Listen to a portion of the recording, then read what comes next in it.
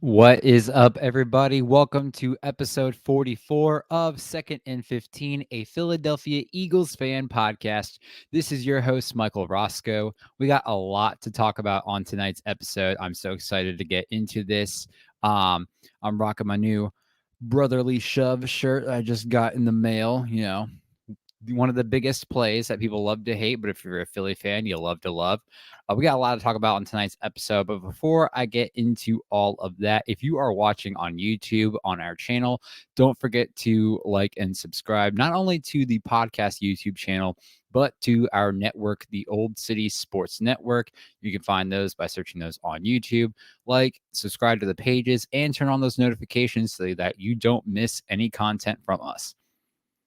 If you're watching on other social media pages, don't forget to share it as well, because that sincerely helps us at the podcast, helps the network, helps a bunch of small podcast individuals keep doing what we love to do, and that's bring content to all of you out there. All right, this week we're going to go into a little bit of some NFL news, as well as our usual Eagles discussion and opinions on a variety of topics. We've had John Ross climbing up the ladders. We've had a certain former Eagle holding out at their new camp, and a bunch of other stuff. But before we get into all that, we're going to go into some NFL news.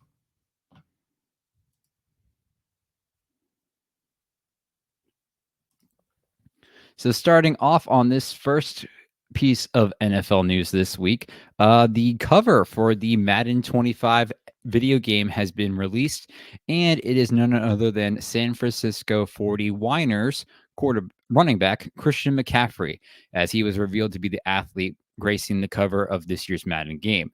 Now, fans, especially 49ers fans who don't know, they're probably all like, hell yeah, he's on the cover of this year.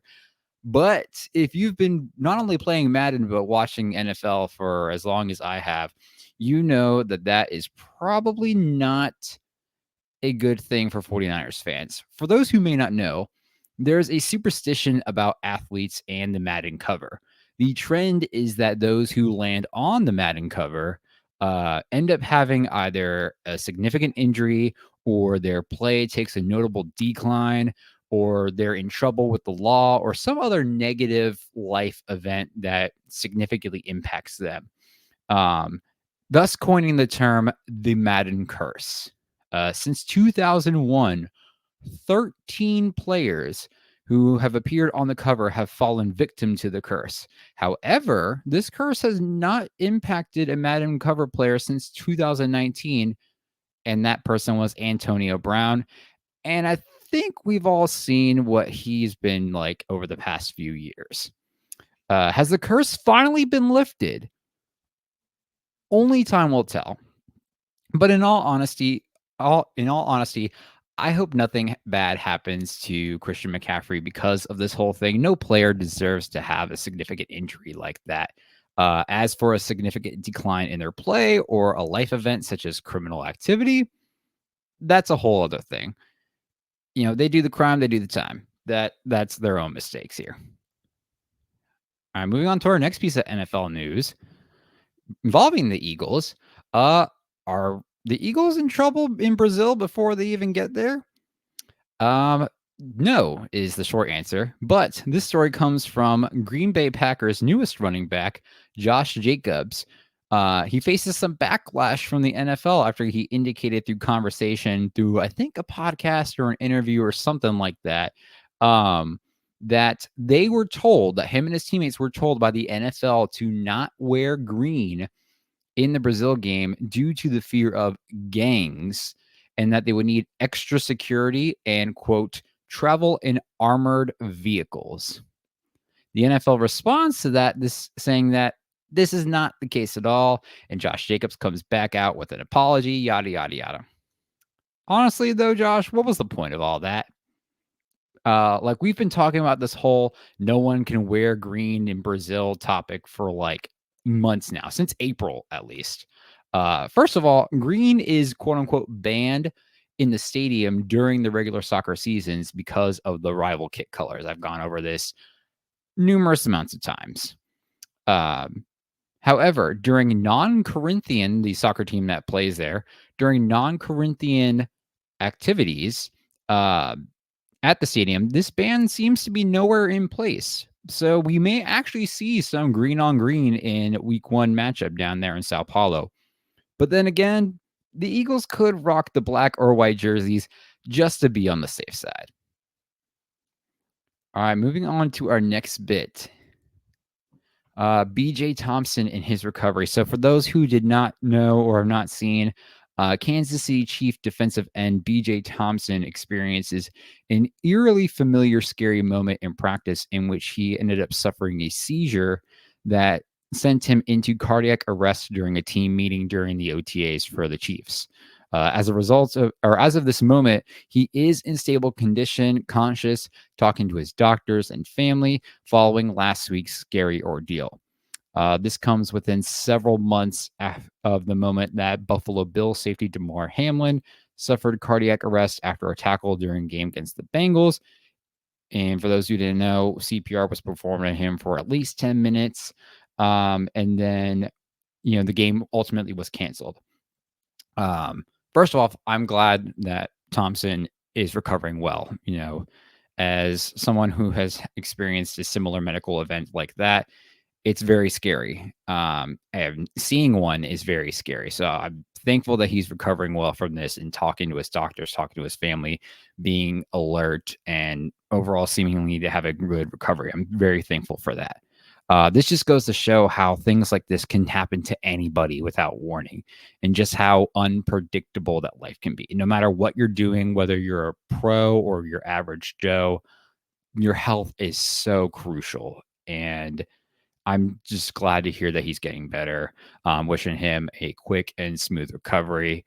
Um, and yeah, that's some positive news that he's doing all right. We got a comment here. Let me check that real quick.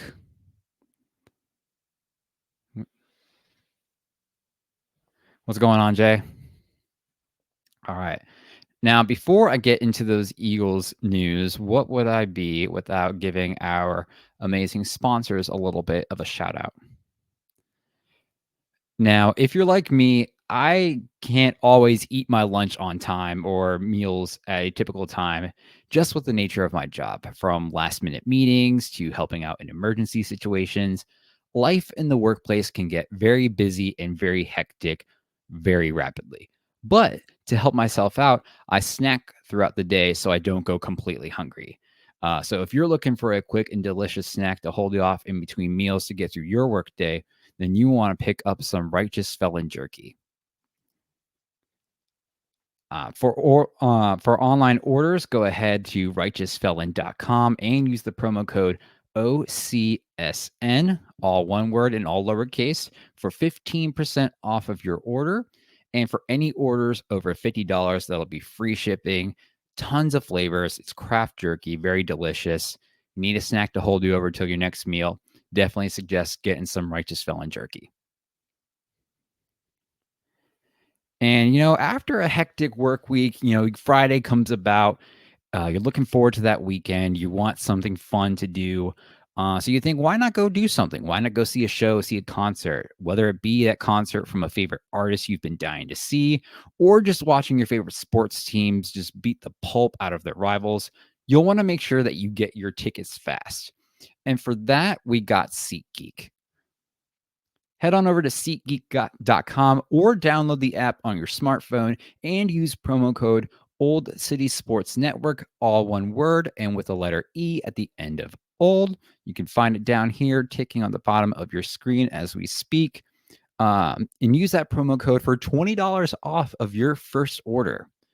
Additionally, if you can't make your event because life happens, SeatGeek will offer you credit towards your next event so that you don't completely miss out on seeing something or your money. And finally, if you're someone like me, even though I don't have a luscious full beard, I try my best to make sure that my facial hair that I do have is looking its best. And if you're looking for a product to do the same, you're going to want to use Warlord Beard Oil. A veteran-owned company. Head to warlordbeardoil.com and use promo code OLDSPORTS, all capital, one word with E at the end of old, for 15% off of your beard oils, soaps, washes, general beard care, whatever you need. So much more. They got it on warlordbeardoil.com. And of course, any orders over $75 will also receive free shipping. And while I'm on the topic of talking about promo codes and things like that, why not head on over to oldcitysportsnetwork.com? Or sorry, go on to oldcitysports.com. And check out some of the merchandise. We got podcast merchandise from our show, from some of the others like Check the Net, Flyers Alley, Quid Chasing, tons of merchandise on the website. Use that promo code ticking at the bottom of the screen, Old City, all capital letters, for 15% off of your purchase. All right. So we're going to dive into that Eagles news because there has been a lot to talk about this season, or sorry, this week, from rumors to facts to anything in between. So starting off with our first bit. No Kelly Greens? Don't worry, I'm not going to be super misleading. Just hear me out.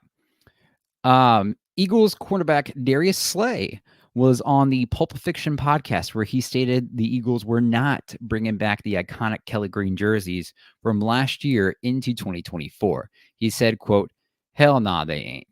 But thankfully, he is wrong.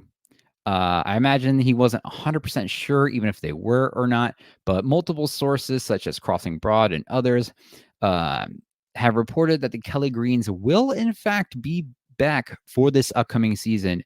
And thank God, because them Johns is clean as hell. And they were making the Saquon Barkley one.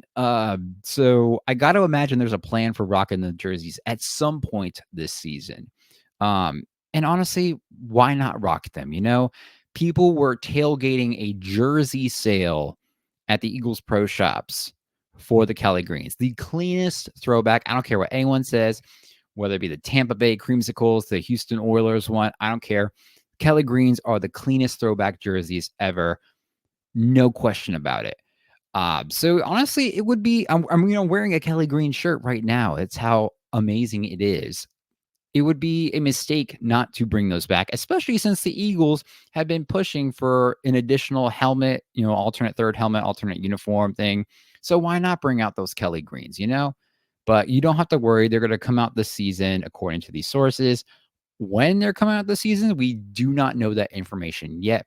But you better believe I'm going to be keeping my eye out on that so I can relay that information to all of you and talk about that as well. All right, moving on. Hassan's holdout. I imagine some of y'all have been seeing some of this, but for those who haven't, former Eagle, now New York Jet, edge rusher Hassan Reddick has been a holdout on Jets camps, receiving fines anywhere from like $16,000 to $28,000 for missing mandatory camps and forfeiting his $250,000 workout bonus amidst these contract quarrels that he's been having. $250,000, that is a house. I mean, maybe in like 2004, but that is like the cost of, that is an astronomical amount of money for the average US consumer, for anybody realistically. Up until Tuesday, Reddick and Jets head coach Robert Saleh had not even spoken to each other since March when this trade occurred. So to me, it looks like this trade for the Eagles wasn't so bad after all. I know some people had some mixed feelings about the trade. I had even reported at one point I would rather see Josh Sweat get traded before Reddick. But now I'm going to take that back. I'm going to call myself out. I'm going to take that back. I'm glad that we have Josh Sweat and that he's rocking my number, my high school jersey number. I love to see that. Anyway, um, now in all reality, for Hassan Reddick, will something get done before week 1? I got to imagine so.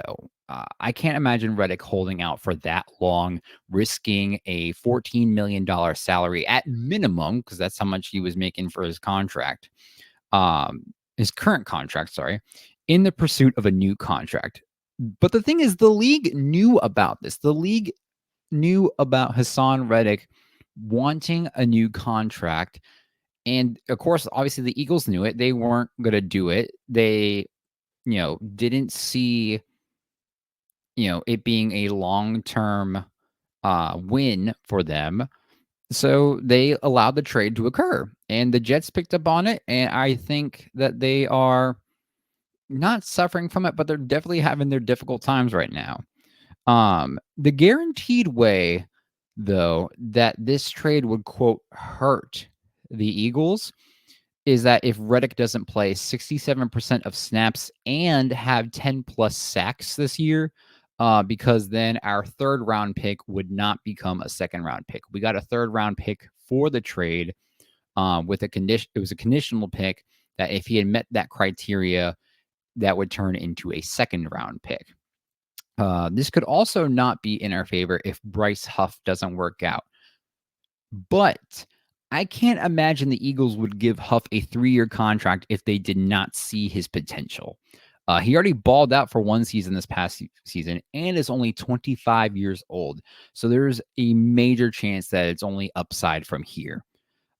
Plus, with that conditional draft pick, even if it doesn't become a second round pick, we've seen how he do his magic. He is a wizard with it all. We've seen what he did with all the draft day trades, including the one that got Cooper DeJean, if y'all remember that. How he could easily take that third round pick and make it into something awesome for us. This just goes to show how incredibly intelligent Howie has become with decisions over this past year, just thinking not just as the long term, but like the super long term, like the years of long term ahead that nobody thinks about when it comes to these decisions.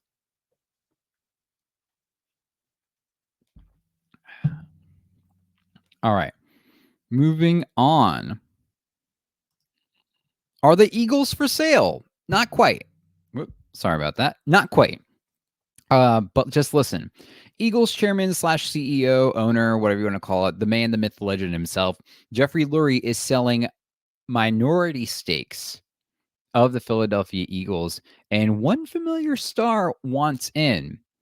Rob McElhenney, actor known for his role in It's Always Sunny in Philadelphia, an avid Eagles fan, wants in on these stakes.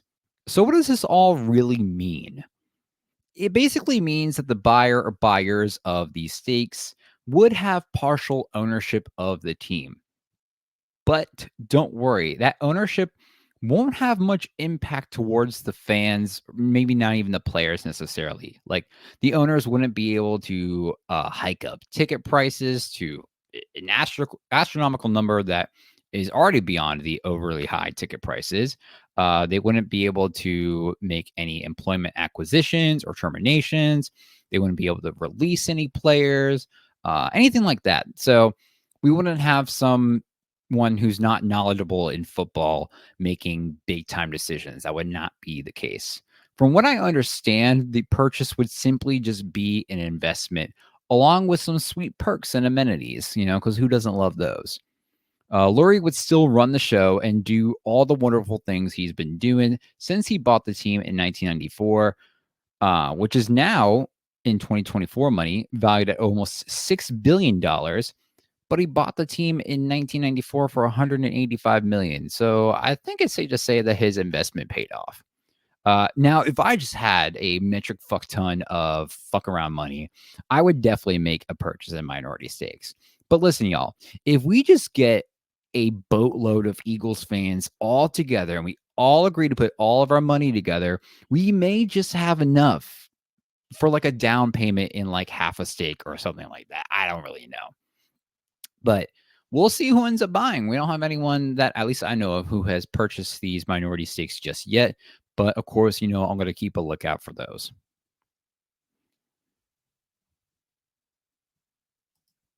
Mitchell makes it official. Eagles' first round pick, Quinyon Mitchell, officially signs his rookie contract, making all 9 draft picks officially signed to your Philadelphia Eagles.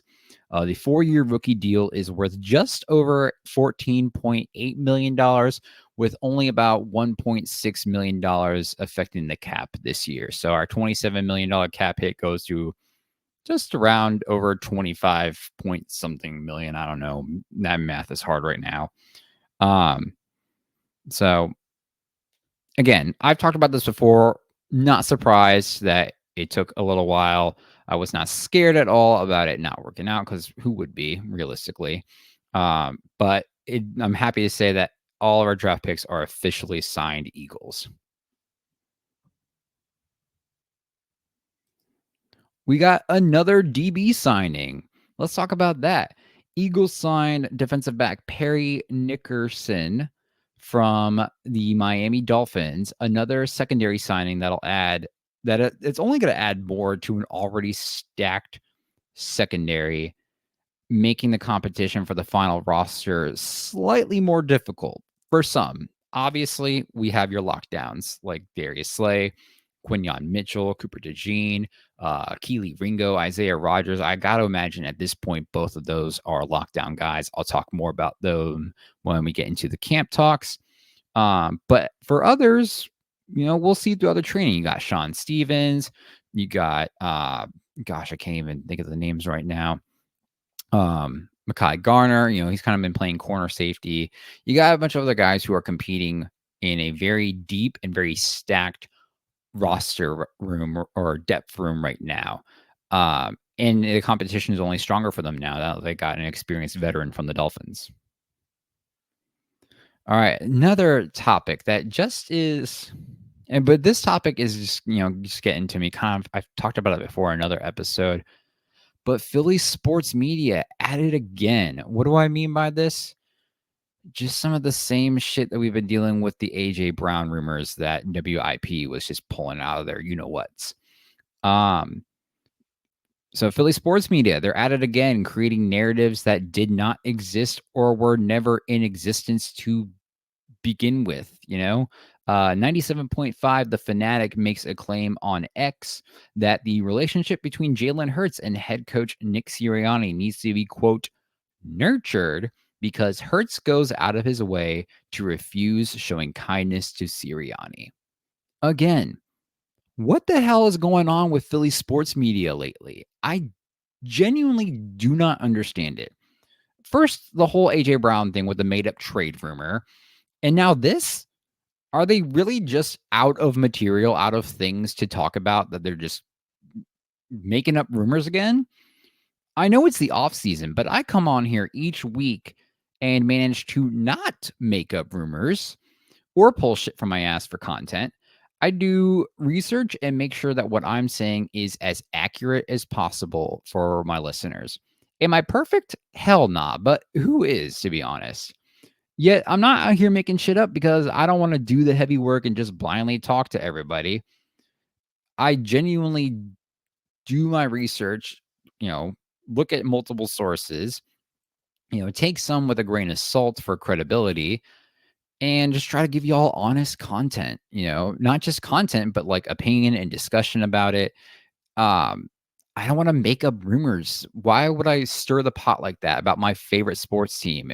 Which is why I'm so confused as why all these Philly sports radio organizations are doing exactly that.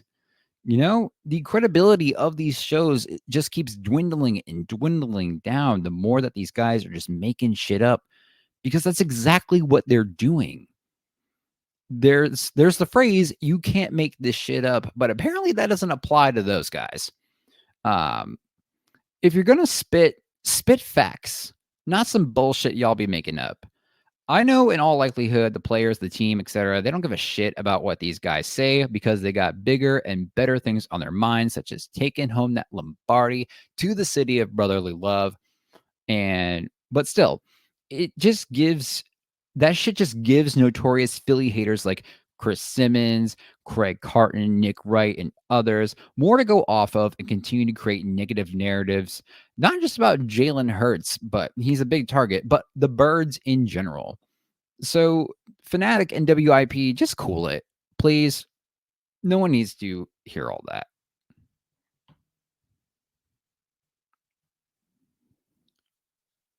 All right. Now, the big topic camps, OTAs, stuff we've been covering for weeks. But now, mandatory camp is over. It ended this past Thursday as the team breaks for the summer until I think it's the end of July when the training camps start back up. We'll see them in pads. We'll see, more intensity. Obviously, you don't want to take anything with OTAs for the grain of salt. You don't want to, dive too much or too little into it. It's a tricky subject. But with that being said, with the camps over for now, I'll go over some overall observations from the Thursday camp and this mini camp OTA series in general. So starting off, we got the James Bradbury injury update. Now, for those who don't know, the first day of mandatory camps, he was moved to safety, and then like 10 minutes later, he starts walking off the field injured. Um, the injury was apparently an abductor injury, but there's no current word on his status at the moment or any further details that I've at least seen regarding that abductor injury. People have been stirring the pot of like, oh, he's faking this injury because he got moved to safety, doesn't want to be moved to safety. We don't know all that. Again, why stir the pot?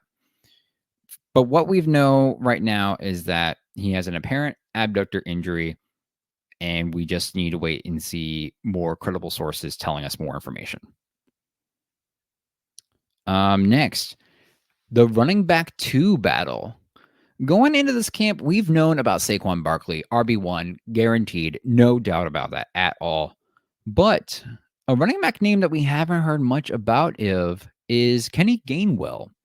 While we haven't heard too much about Will Shipley until like towards the very end of camp where he started to ball out, I feel like we've seen little to no coverage about Kenneth Gainwell either. Now, while Kenneth Gainwell's performance saw an increase in the number of rushing yards at just over 360 and receptions at 30, his average yards per carry have been steady since 2001, teetering around 4.4 yards per carry, and he has decreased in amount of touchdowns each year since his drafting. I think the first year he got 5, the year before that, 2022, he had 4 touchdowns, and this past season he only had 2 touchdowns. We definitely saw his struggles last year. I had my moments of frustration with him for sure, but overall, he's not terrible. He's a reliable player. We could easily contribute his decline in performance to bad play calling from you know who, but that can't take all the blame for it, realistically. I still think he's a reliable back despite the low performance, low TD performance. Um, Will Shipley now, he offers a lot of versatility as a rusher, as a pass catcher, along with this incredible shiftiness. If y'all haven't seen highlights of this man just, beat bopping around defenders, it's incredible. You got to go look it up. He could make landing that RB2 spot a lot more difficult for Kenneth Gainwell if it hasn't already been like established already. Because unless there's some wild trade or that rookie Kendall Milton out of Georgia explodes during the end of summer training camps, the running back room is probably going to be Barkley, Shipley, and Gainwell. Question is, who is going to see more playing time between Shipley or Gainwell? We're just going to have to wait and see. Um, I know what Gainwell has to offer, but we obviously haven't seen any NFL coverage of Will Shipley because he's a rookie. He hasn't played an NFL down yet, but he excites me. I think he was a good pick for that deep within the draft, and I'm going to love to see what he can do to these NFL defenses. All right, next Eagles topic of camps. John Ross climbing the ladders. This is kind of unexpected to me. I honestly didn't think Ross would make the roster at the beginning of camps. I saw him get signed. I saw, how his, reputation, his first round draft pick was never really lived up to.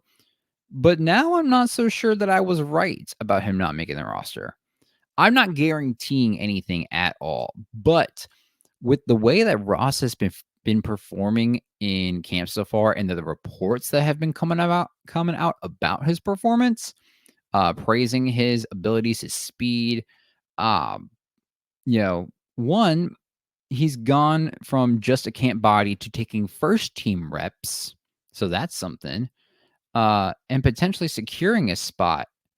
If the Eagles only keep 3 running backs, which I would not be surprised if they do, um, that would be a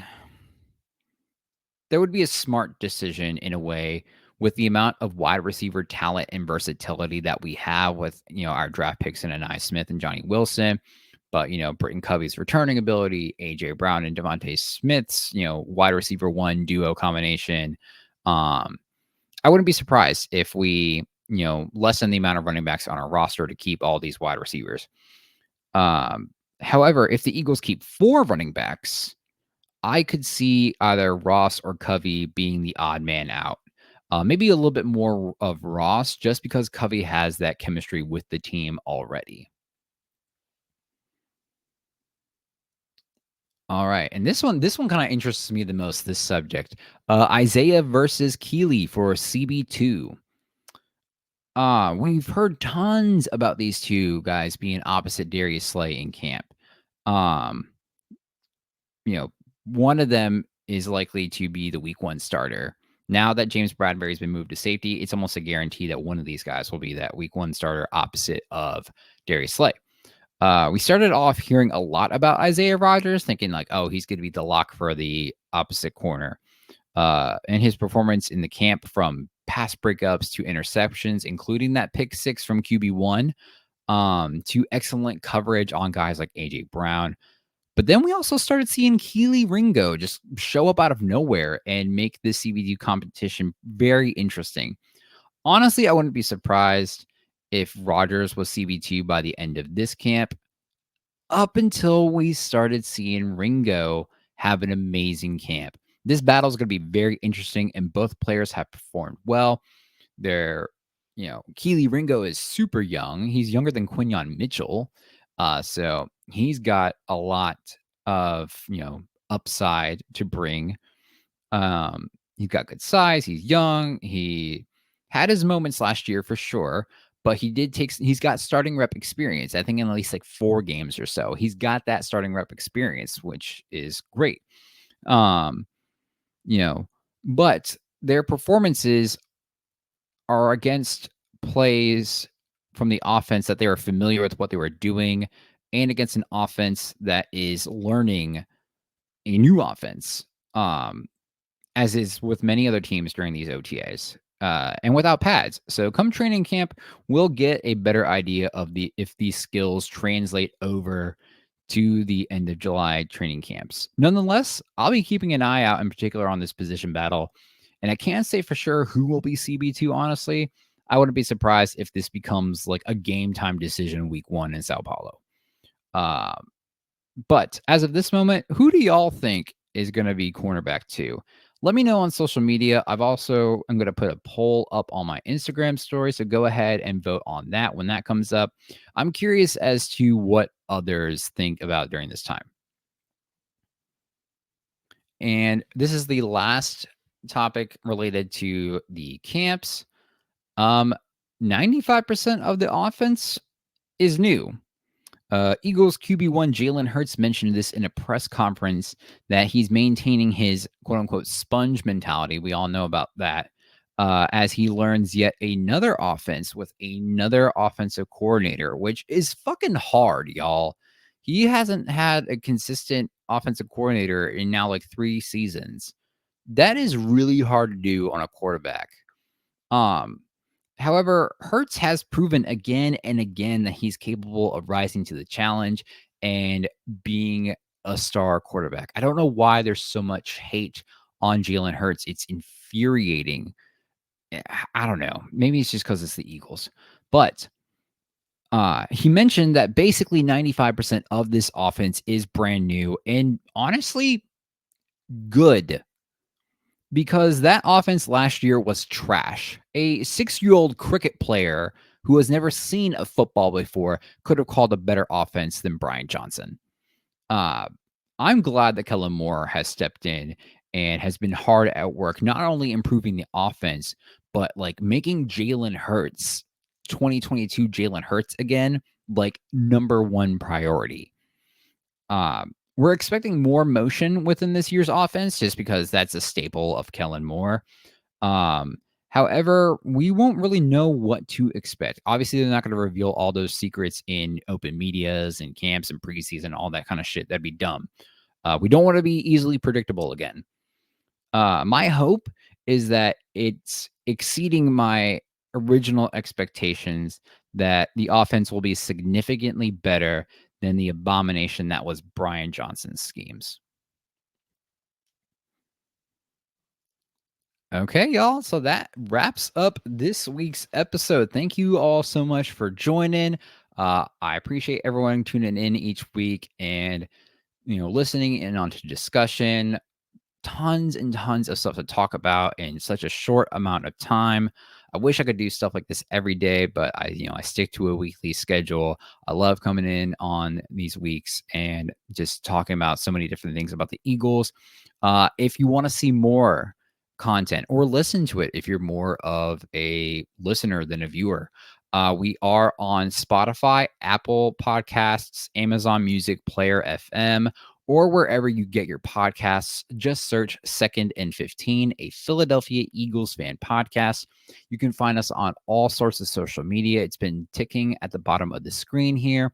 You can find us on Facebook, Instagram, YouTube, Twitter. Um, Facebook, Twitter is at Second and 15. It's below my name on the screen here.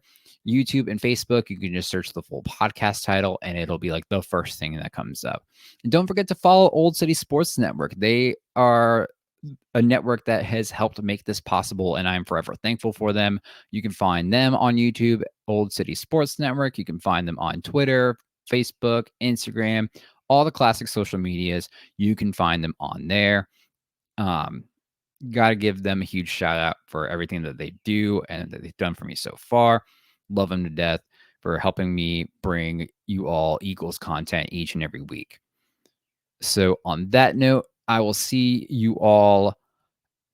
Probably, I will see. I'm going to do an episode next week, but I have engagement pictures next Wednesday. So, it might be an audio, it might be a different day for video. I'll let you guys know on social media pages. So be sure to be on the lookout for that.